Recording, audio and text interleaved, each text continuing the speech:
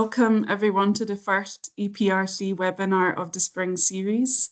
My name is Alexandra Michnovic and I am a PhD student at EPRC. Today we are welcoming Dr. James Bonner from the University of Strathlcyde, who will present Cycling as a Practice of Movement Across Borders, Hydrocycles along rivers and coasts, islands and inlets, and other encounters along the Euro-Velo cycling network. The presentation will last around 30 minutes, followed by discussion.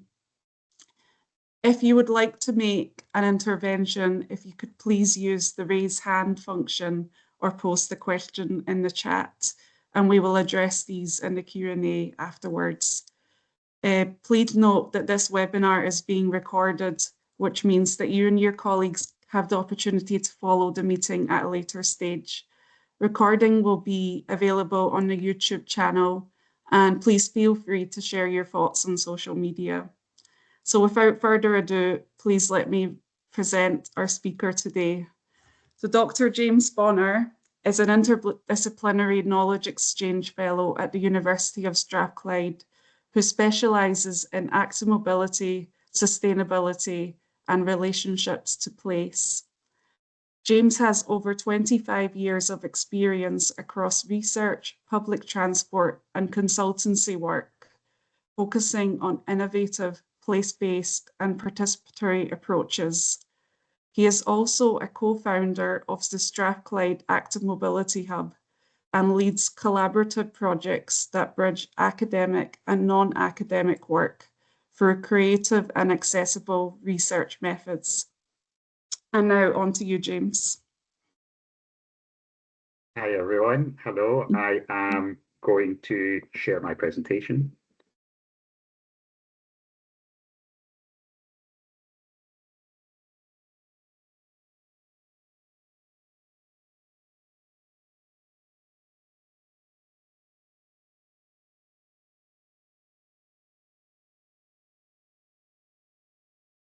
Is that showing? Yes. Great. Good morning, everyone. I have 30 minutes to talk. Alexandra will keep me to check on that. Yeah, Alexandra and I have known each other for some time and cycle together, which I'm glad to say. So I have 30 minutes, yeah, just to talk to you a little bit about this presentation. Cycling as a practice of movement across borders. Yeah, my name is Dr. James Bonner, a knowledge exchange fellow at Strathlcyde. This is kind of some of the words which I think you might have got in the kind of introduction, and I think it's a broad kind of capture of really what this sort of presentation is about. It's going to be quite exploratory, quite open, maybe a little bit different, but I think that title about becoming more than a human being is a kind of key issue that I kind of want to explore, and I'll open that up today in this presentation. So really just wanted to kind of start with a kind of idea of what's this presentation going to be about and what's it not going to be about, and I think that's quite helpful just to kind of define the kind of parameters. This presentation really is a kind of exploration of my own personal experiences in terms of cycling, in terms of movement, in terms of water, something quite philosophical. I guess this idea about more about questions than answers, really, and I think that's a kind of important, an important part of a lot of my research, is about trying to come up with some of the questions which we may not have thought of, rather than the answers to ones which we may already have worked out at some level. So it's not a claim to how things should be done. You know, not everyone can cycle like this. Maybe not everyone wants to. Not everyone is crazy enough to do the sort of things that I've been doing in my life. And it's a privilege as well. It's a privilege that I can do this physically. It's a privilege I have the time to do this. I have privileges and social economic privileges that permit me to do this. And I'm I want to acknowledge that, and I think it's important because there is a lot of people and a lot of researchers or many people who don't have these, including my city of Glasgow. It's not a recommendation of policy or kind of statement of fact, and it's not solutions or remedies. So just really a quick guide to what you'll see. There'll be a little bit of theory, not a lot, but I do like to open that up a little bit. It's this personal account of me, of journeys in Europe, a mapping to some work I've done within academia, but also out with it. And really this kind of idea of a kind of creative proposition as to how we might consider methods.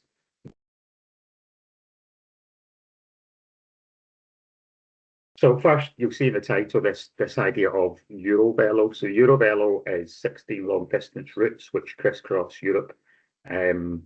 And I think this is really linking to this broad idea about international cooperation, which is, I guess, what I'm bringing to to this seminar. And these cycling routes have been established through the European Cycling Federation. I'm glad to see the UK is still part of this, and I'm not leaving, and I will be cycling across these in two places for as long as I can. But I guess the theme of here is this link to water, which is my research area, and 6 of the 16 routes, explicitly follow and connect seas and an ocean, the Atlantic. 3 of them specifically follow rivers, and some of you maybe have been familiar with them, have been on them. And I love this idea of following a river, the movement of a river, the navigation that a river offers, the history, the story, the culture.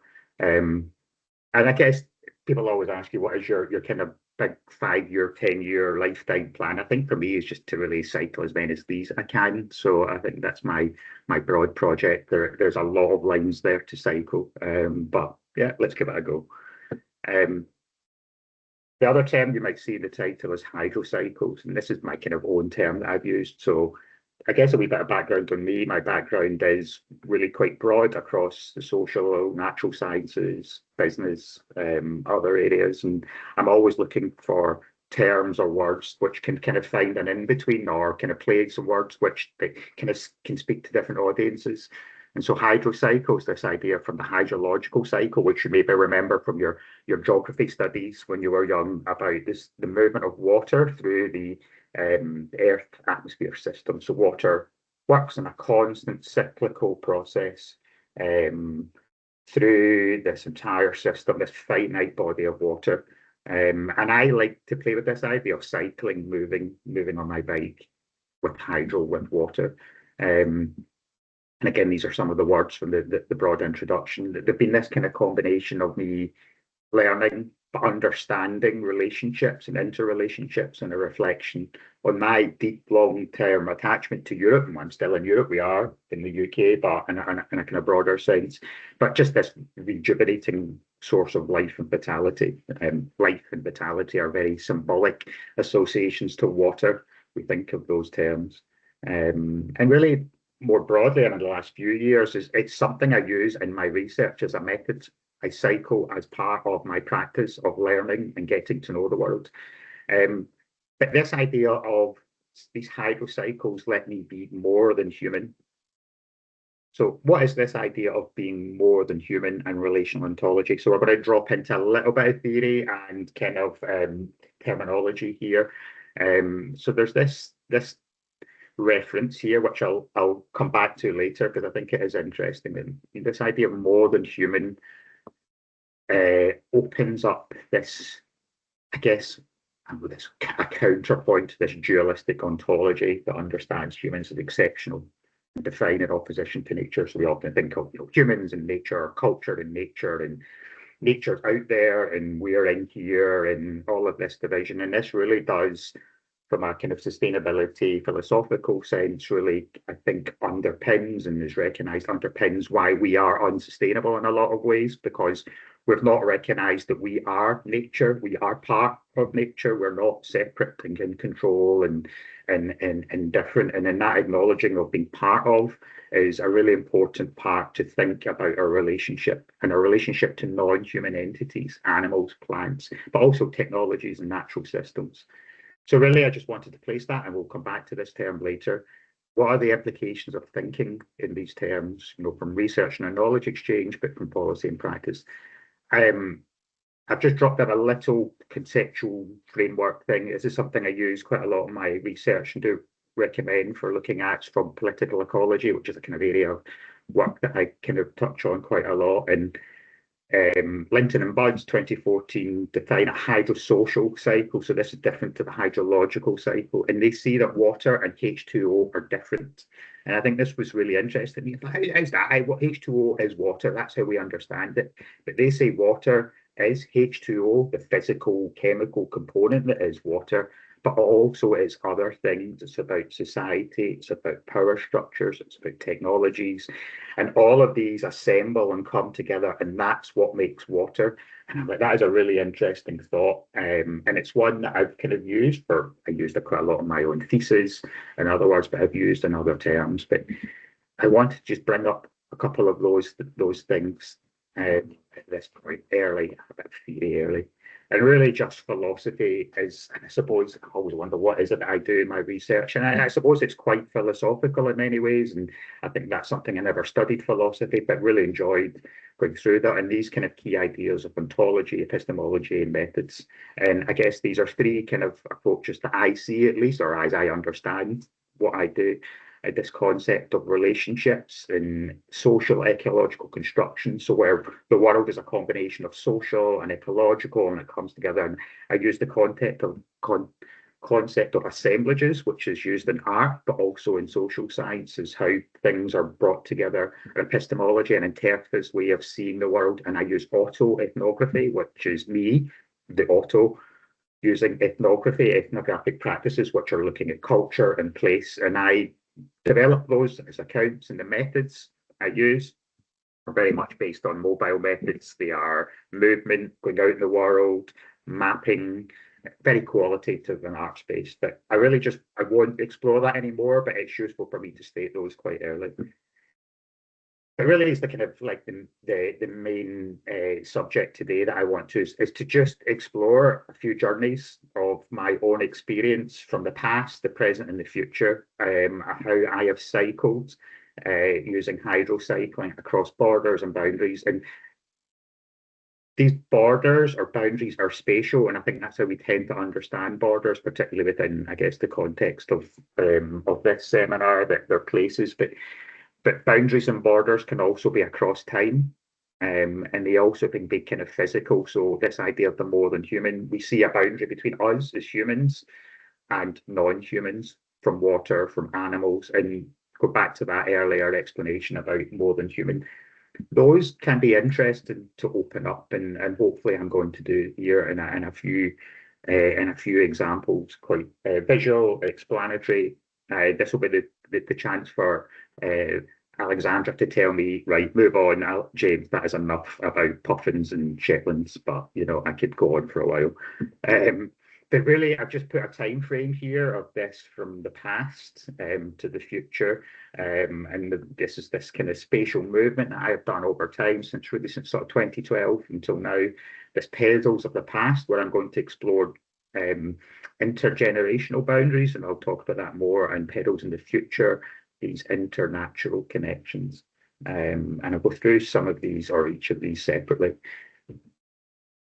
So we'll start from the present, or from the recent present, and kind of go backwards. And I want to explore for a little time my own family tree roots, which, first of all, we'll go to 2024, which is a project, the Rinse the Rhine. Then we're going to go back to northwest Donegal and Ireland, where all my grandparents come from, and then go a little bit further back to 2012. So really, first one, I guess the one that's probably most relevant to this kind of subject is my work on a project called From the Rinse to the Rhine. And this was about studying 2 long-distance cycle routes, and this is a project done at Strathlcyde, cross-faculty between the SBS, the Strathlcyde Business School, and HAS, Humanities and Social Science, which was quite innovative to do such a project really across, not just cross disciplines, but across faculties in many ways, and really wanted to look at two long-distance cycle routes. So the Kilpatrick Way, which is in the south of Scotland, and the Rins is the very southwest corner of Scotland. It's called the Rins. I think it comes from nose, like rhino, because it looks like a little hammerhead.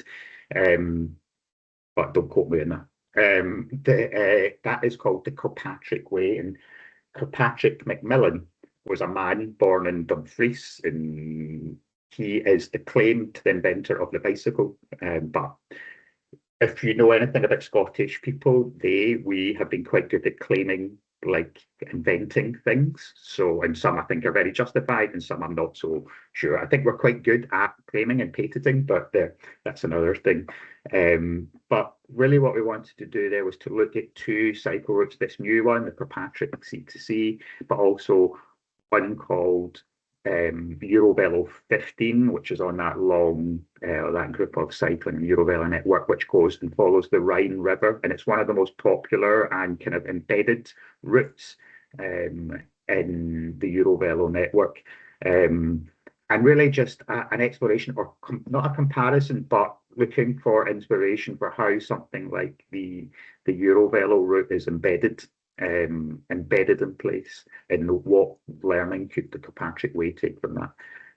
So really, I more just want to kind of open up some of the methods I've used for moving. So I actually went out there with a colleague. We went to the Netherlands, took the boat from Newcastle, cycled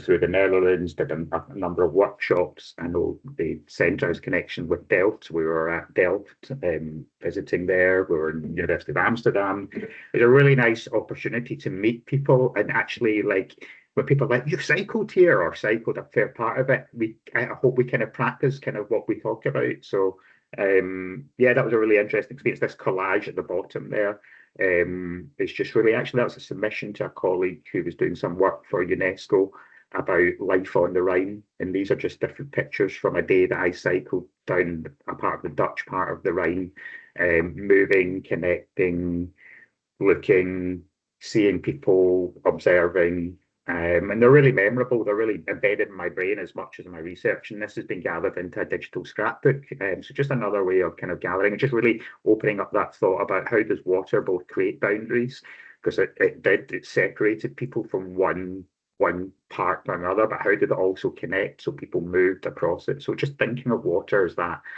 kind of conduit for connection, but also a boundary. It's neither nor, it can be a bit of both, and I think that's an interesting idea. I will quickly move on.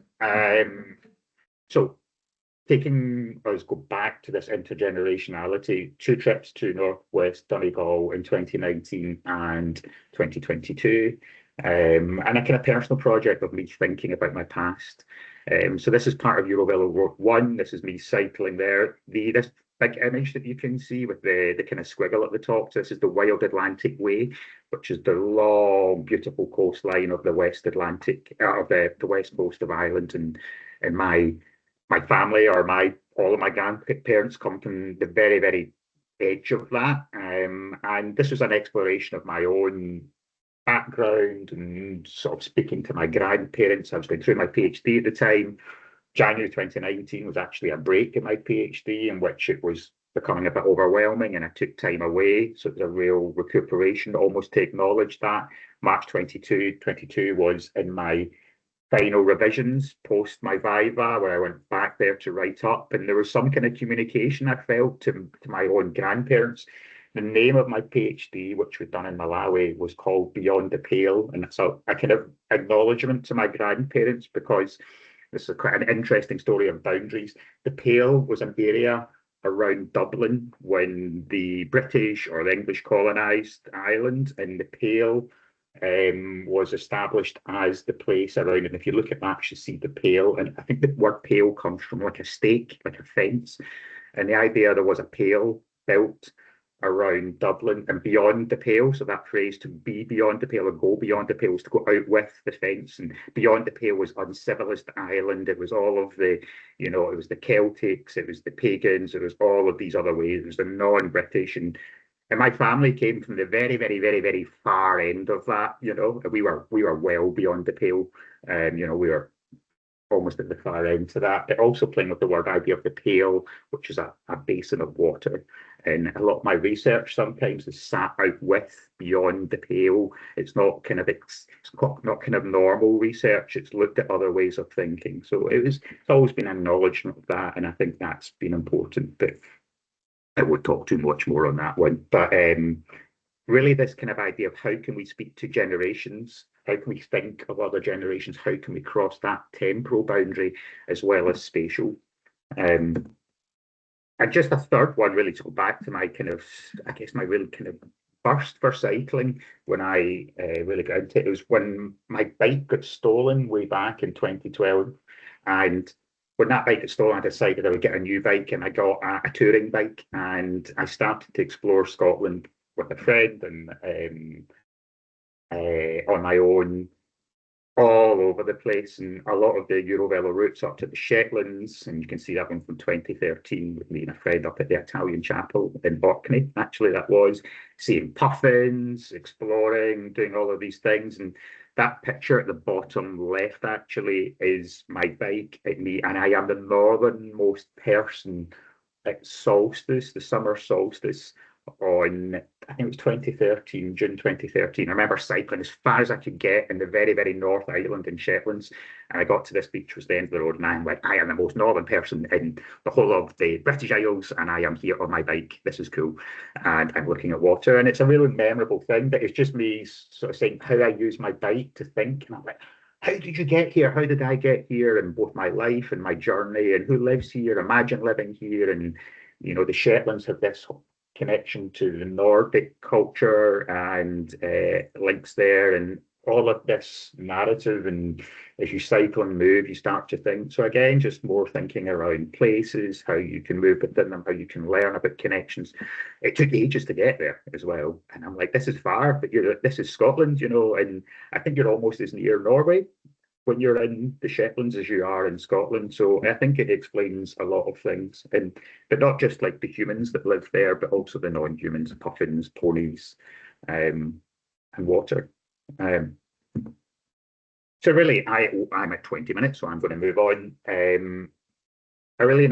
I want to take this kind of forward. So that's my kind of past, this kind of linking back to the past and moving across boundaries. But this kind of journey from the present to the future. What am I doing now this year, really, that is kind of taking this kind of flow of water forward? So I've got 3 examples here that I'm going to just explore now.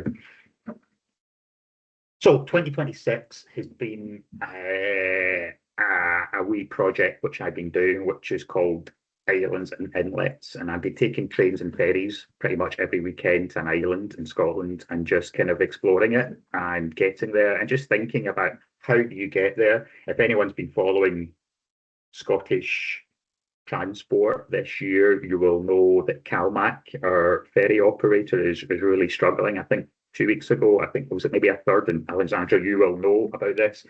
Maybe a third of the fleet was not operating, and by moving like this, you actually encounter some of those challenges, and you become really aware of them. They really become center in your brain, and you realize if you move to an island, you're like how vulnerable it can be, or how important those kind of links are in transport. And the west of Scotland is this beautiful place of islands and inlets and in a different world. And I always like this idea that islands feel separate, but also inlets can also feel very island-like. So even if you're not on an island, you live an island life. So an island is kind of a physical thing, like it's bounded by water, but actually it's kind of like dependent on the place. So a place can feel an island-like, even though it's not an island. And I'm like, well, I'm starting to wrap myself up there and kind of like thought, but I think it is interesting how we think and define these physical terms. Back to that kind of idea about, you know, what is this world and how do we define it? So anyway, I use sort of different ways of kind of charting those. This was the pictures here was me climbing the Blake Naba, which was a couple of weeks ago, which is like the highest road in Scotland, and it was snowing at the top. It was when Storm Dave was here.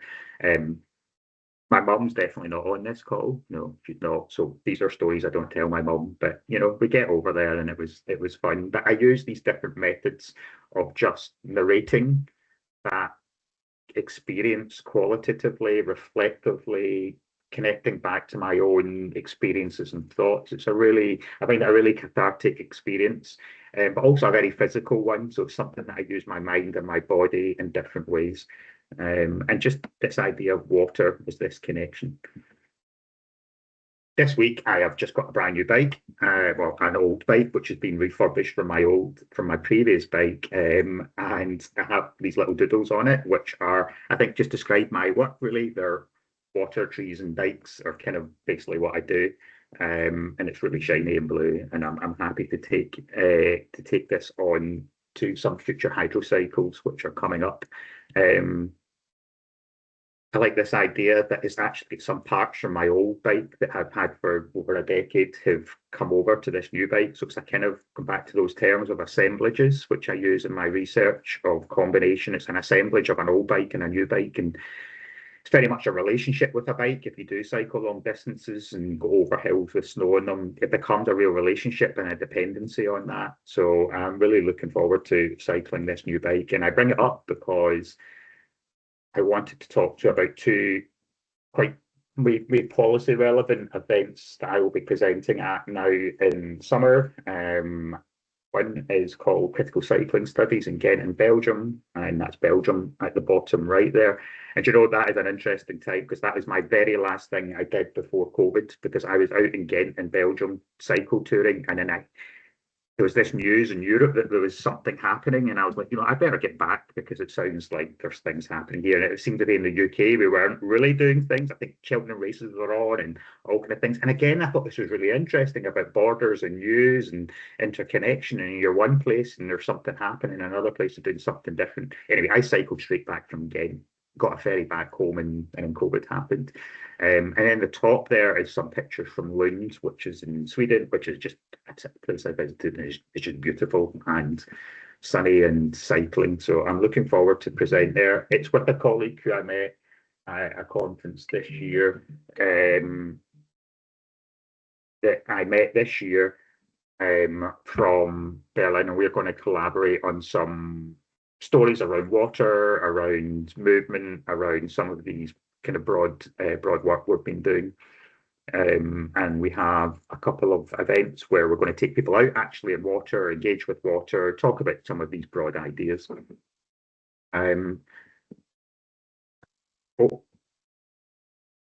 So really, I just wanted to bring these together. I love maps. I love mapping. I love putting things together in maps. I use this concept of deep mapping, where you make a map, but behind it you put these layers of like knowledge and photographs and stories and whatever. And I've been collecting my different encounters with water, and I upload them to Pure, which is our repository in the university for putting our like academic work on, and that sits all under there. So these are some of my projects. I just wanted to share how I've been kind of exploring around doing things by walking and movement and cycling and gathering together. So just a kind of representation of that. You can see my Nordic appeal. I like those places. I like being in those places. I like the connection with nature. I like the solitary capacity, but also I like cappies in those things. So this is, I guess, my broad representation of my broad project of moving across borders. And really, as we get to the final few minutes of the presentation, I wanted to bring this back to a few things. So right at the start, I presented this quote about more than human as a theoretical concept and counterpoint to dualistic ontologies, and we're like, why is this relevant? How is this relevant? Well, this is the definition that's in the glossary of the European Bauhaus faculty work programme for the Horizon projects, which are out now. This is where there is a huge amount of money through Horizon EU funding, and they define more than human as a critical part of how they understand the European Bauhaus project.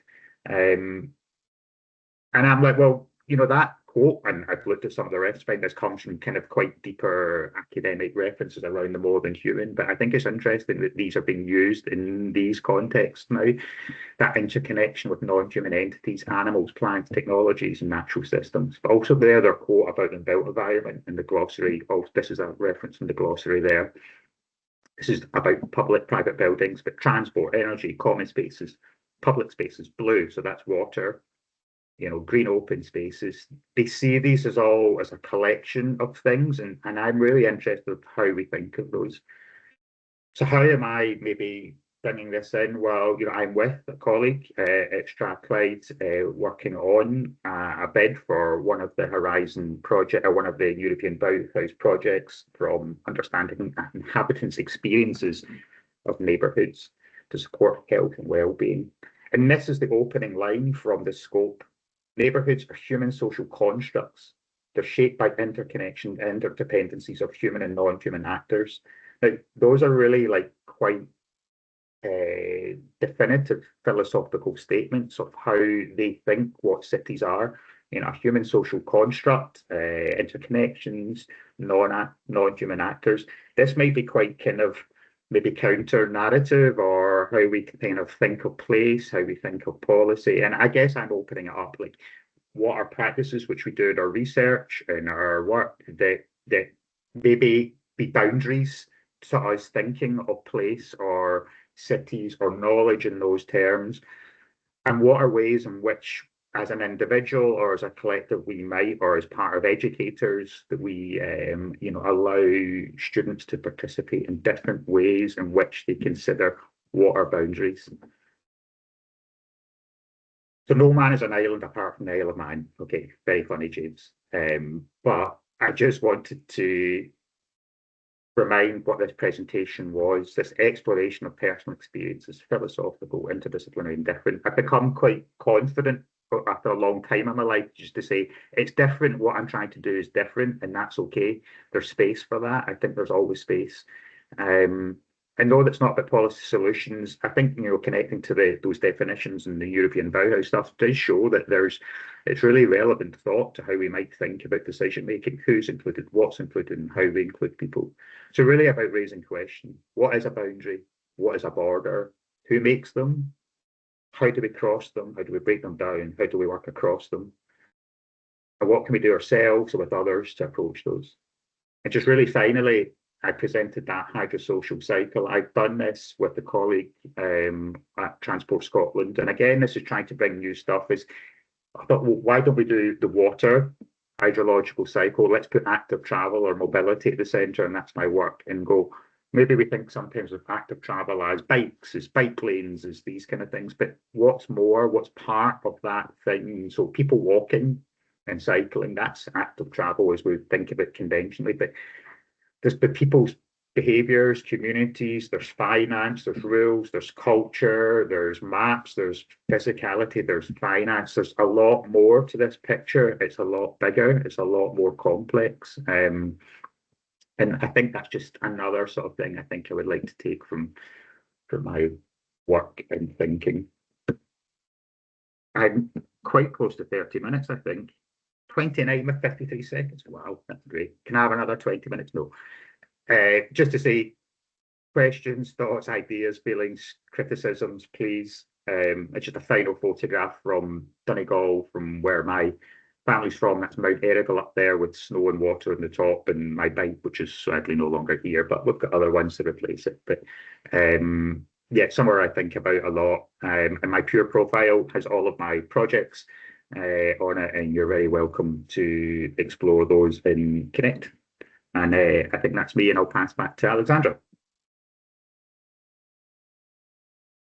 Thank you, James, for the thought-provoking presentation. I liked how you pieced together all your different types of work together, and like your family connections with work you've done. And I've only known you since 2017, so I wasn't familiar with work you had done before that. So nice to see it all in a presentation. I'll just open up the floor now. If anyone has any questions, please.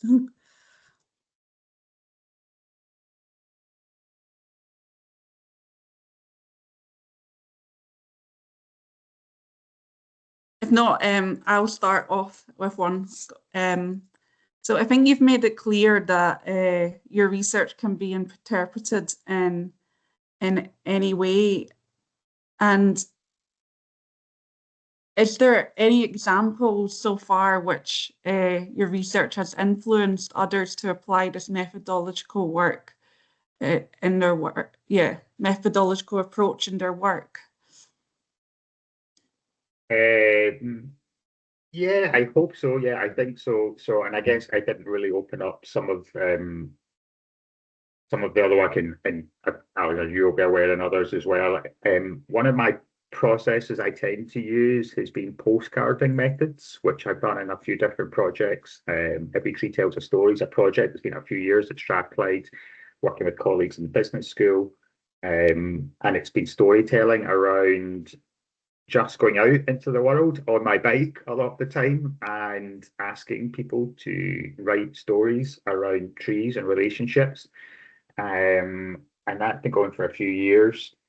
And it's been really nice because people have started to postcard, have seen, they're like, oh, that's a really good project. And so now colleagues and I have been doing water postcarding. We did a project last year at the Edinburgh Fringe where we went to the Edinburgh Fringe 4 days. The Edinburgh Fringe is part of the Edinburgh Festival in autumn, which you might all know about. And there are thousands of people at Edinburgh bustling around, going to shows, and we just took postcards out and asked them about water. And very simple method, a very creative participatory method, one that allowed, engendered this idea of storytelling about relationships to water as something more than just like a physical utility, but is much more. And yeah, that's been great. That keeps going on. Another colleague is going to pick this up and kind of flow with it as well. But others have used the postcarding method. There's been, I think, 4 or 5 projects have emerged that I've seen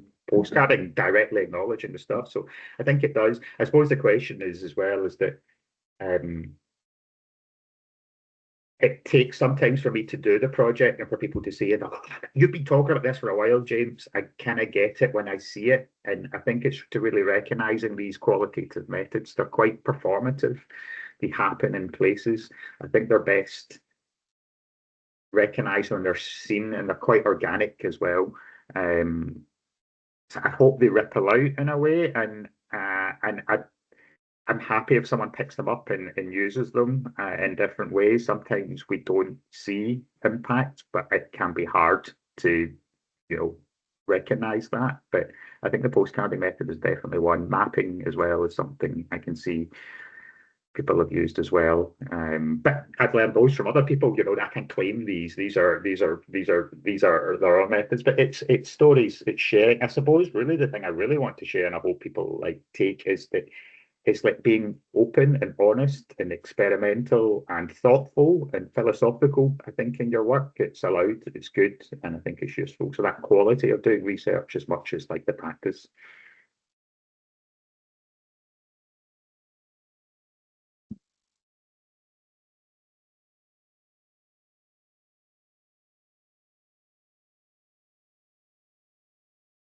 Yep, John, you have a question.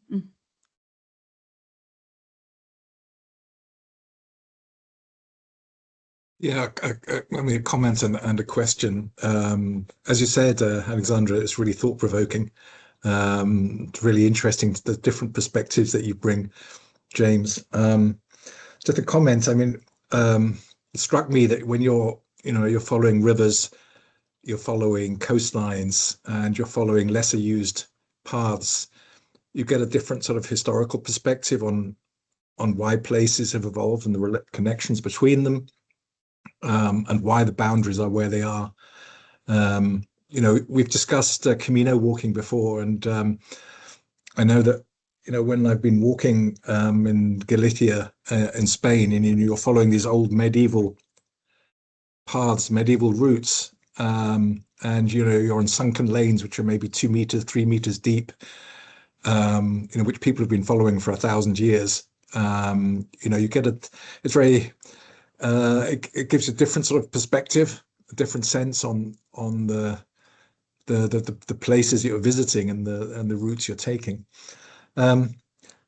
Just a comment. On the question was, you talked about your work with Transport Scotland, and is that about, if you like, promoting active travel, or is that more sort of has it got more sort of philosophical dimensions about how they communicate in terms of different routes across the country? Thanks, John. And yeah, I guess to open that up as well, I talk a lot of cycling, but this broad work with active mobility and our viewers are connected through that. It does include walking and these other form of movements, and it's finding those movements which are appropriate. And I am going to drop in Strathlcyde Water Walk into the chat, because this is something I've been working on recently about walking, but I think really speaking to that idea of opening up sort of hidden histories and other ways of seeing, and can we learn sometimes from the past? I just saw a photo this morning when I came online about south side of Glasgow, Clapston Road, where I was closely brought up, and the photo showed the tram lines that went up Clapston Road, and you're like, imagine that, Clapston Road, it's way in the south side of Glasgow. Glasgow had these tram lines throughout. It probably had one of the best sort of provided public transport systems. And I think it's useful to think, when we think of transport or mobility or anything, actually, really, we're like, well, what's progress? What's the next stage? Sometimes there's a moment to look to the past, and sometimes we've worked away necessarily from good mobility. That it's not always something, what can we learn from past? I think that's useful in two reasons, to say, look, actually, there are ideas there, but also it was possible. Sometimes we're talking, oh, that can't work in Scotland, or that won't work. And you're like, well, we actually had something like that before, where we walked in different ways. So I think that's always useful for me, on that movement in pasts and talking to the past and acknowledging ancestors. Well, I think that's always a good provocation. What would your ancestors say about you now? You know, what are we doing in society if we asked our grandparents, or when they were a child, or our own child and ourselves, to become accountable to those, I think is a really interesting thing. And yeah, and that point with Transport Scotland, a joint presentation with me and colleague Deirdre, and we come with quite different perspectives. So I guess I can bring a little bit of philosophy and opening up, and Deirdre's really good at bringing it into kind of practices, and that works again well from an interdisciplinary thing. But Transport Scotland did invite us along to open up on methods, to open up on approaches. But I guess broadly thinking around how we think of active mobility as part of sustainable transport more widely. And you know, a different approach in some of our projects, and part of knowledge exchange of some of the projects we've been doing at Strathlcyde, collectively, individually. And I think thinking of those ideas of stakeholder engagement, where we communicate our research and we have impact, and we seek to have communications with external audiences, I think it's really important. And I also think it's really important to also bring your philosophy, your ideas, and acknowledge those as part of your thinking as well. Yeah.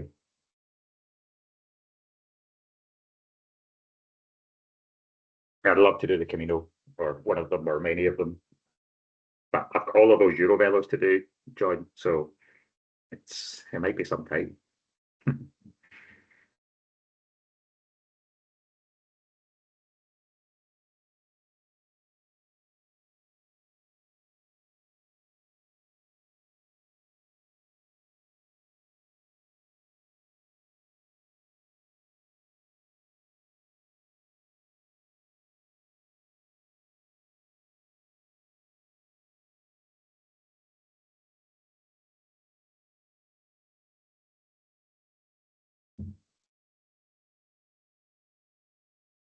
I popped in the chat my Strathlcyde Water Walk. Alexandra, maybe can speak to that a little if people are interested.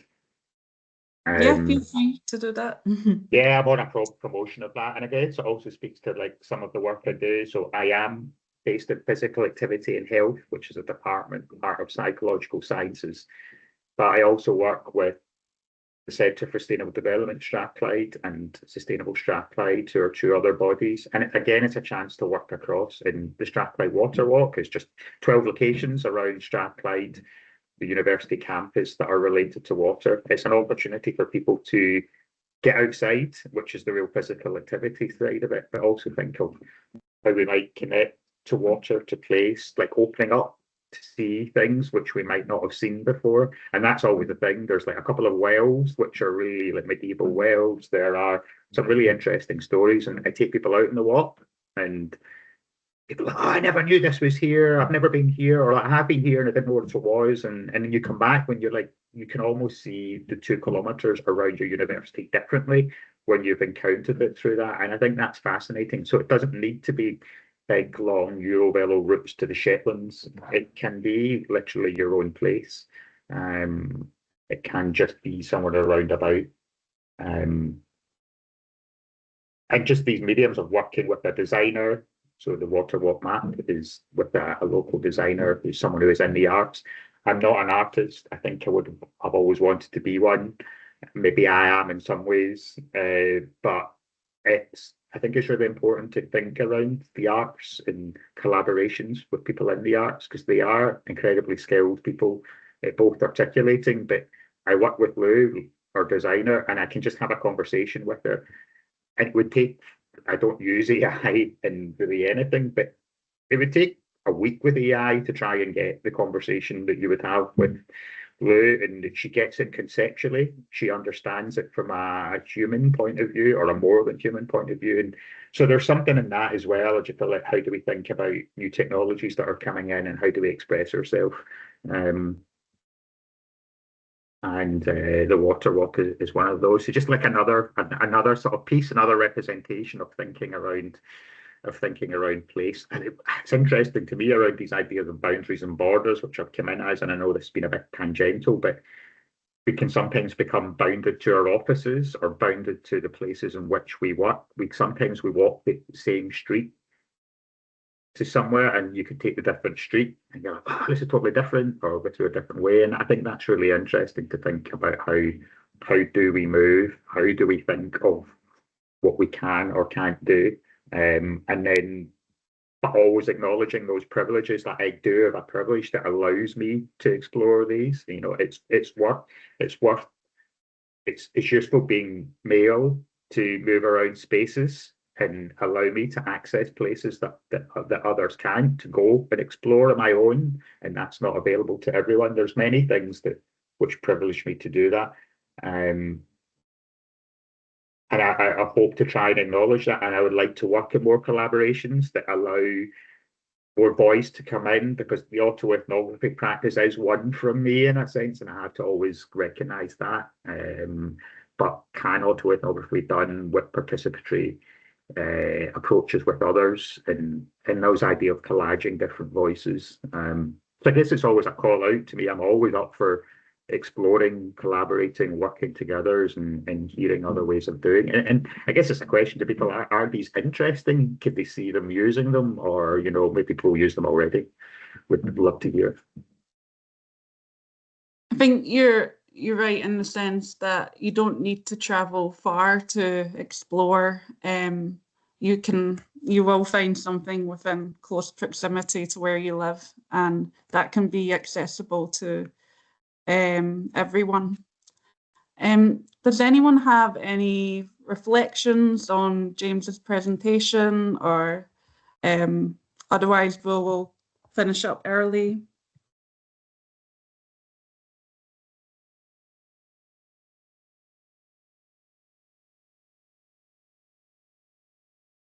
Maybe some of you have walked or cycled along the Euro-Velo routes in the past, or considering to cycle along them.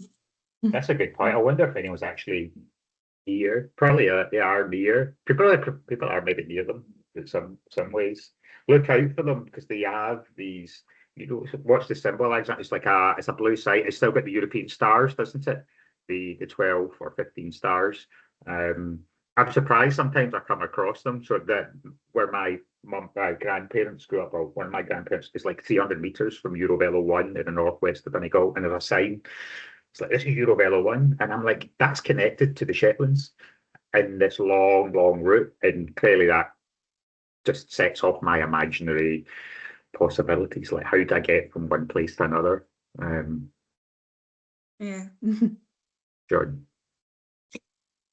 Yeah, actually, that prompted a thought just now. One of the areas that we work on, the EPRC works on, is European territorial cooperation, and particularly the Interreg programs that cover, across the Channel, the northern, the Arctic area, and so on. But one of the areas that the UK was very active in was the North Sea Interreg program, so cooperation with, well, obviously the countries around the North Sea, the Netherlands, Belgium, Germany, Norway, Denmark, and so on. And one of the projects was the North Sea Cycle Path, which at first hearing sounds quite odd, but it actually was a project that brought together the different interests of peripheral regions all around the North Sea that were trying to promote tourism and economic activity, but also, and so this concept was developed of the North Sea cycle route to basically sort of to encourage people to think about from different regions that it's not just stretches in their own country, but all the way around the North Sea. I'm not sure to what extent it features on the map that you showed, but it was quite an interesting and rewarding project, I think.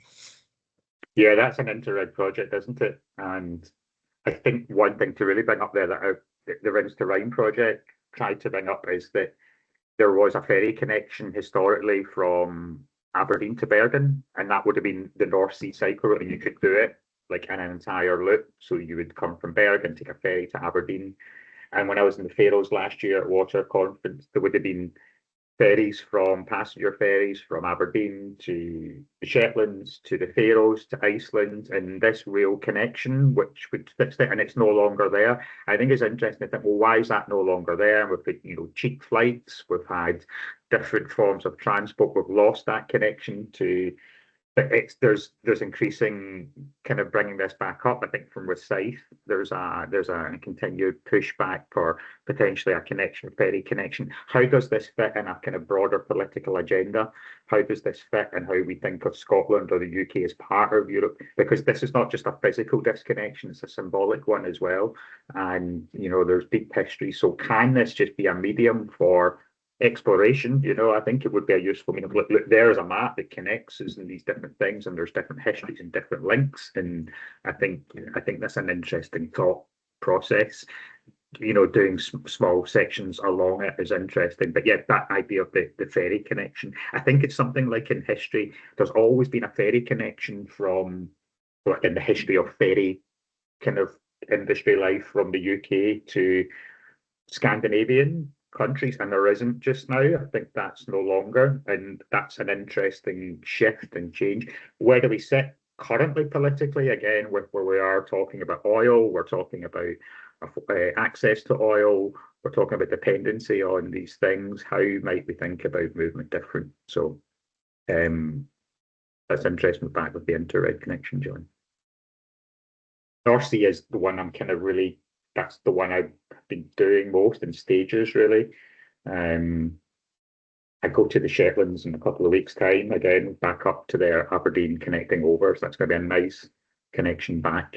And really thinking of these island communities, the island and inlets, island communities along the North Sea, and how are their lives connected and different. I always had this fascinating sort of thought about someone who might live in an island in one country lives more like someone in an island in another country than they connect to someone else in the mainland on their country. And I think it starts to break down ideas of like nations in a sense, because you may have a more similar life to someone completely different due to the kind of the fabric of the place that you live in. Yeah, my brain's a way off thinking of trips now. Well, thank you, James, and thanks to everyone else who expressed interest today in today's webinar. On our next webinar of the EPR series, it will take place on the Wednesday, 27th of May, with Dr. Gabriela Bors, who will explore the topic of digital democracy. So please reach out to us, especially to Marina Murray, who administrates these sessions and to stay up to date on future events. And if you're interested in presenting your research, then please do get in touch to Marina as well on that. And thank you. So we hope to see you again soon. Thanks everyone for listening. Bye-bye. Thank you.